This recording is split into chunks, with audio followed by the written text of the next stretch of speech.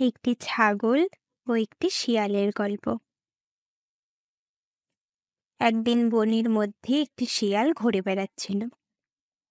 শিয়ালটি একটি কুয়োর কাছে এসে চারপাশ দিয়ে ঘুরছিল, কিন্তু কুয়োটির চারপাশে ঘেরা ছিল না। ফলে শিয়ালটি হঠাৎ কুয়োর মধ্যে পড়ে যায়। কুয়োর জল বেশি না থাকায় শিয়ালটি বেঁচে থাকে এবং জলের মধ্যেই বসে থাকে। সেই সময় ওই পথ দিয়ে একটি ছাগল যাচ্ছিল। ছাগলটি কুয়োর দিকে তাকিয়ে বলে যে, আরে, তুমি ভিতরে কি করছো? তখন শিয়াল চালাকি করে বলল, ছাগল, তুমি কি জানো শীঘ্রই খুব গরম পড়তে চলেছে, তাই আমি আগে থেকেই জলের কাছে চলে আসলাম। এখানে অন্তত জল আছে, তুমিও ভিতরে চলে আসো। ছাগলটি ভাবল শিয়াল খুব ভালো উপদেশ দিচ্ছে এবং তার এটা করা উচিত।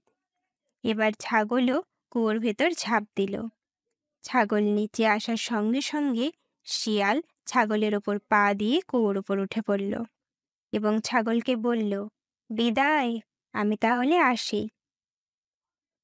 এই গল্প থেকেই আমরা শিখতে পারি, অন্ধভাবে কাউকে বিশ্বাস করা উচিত নয়।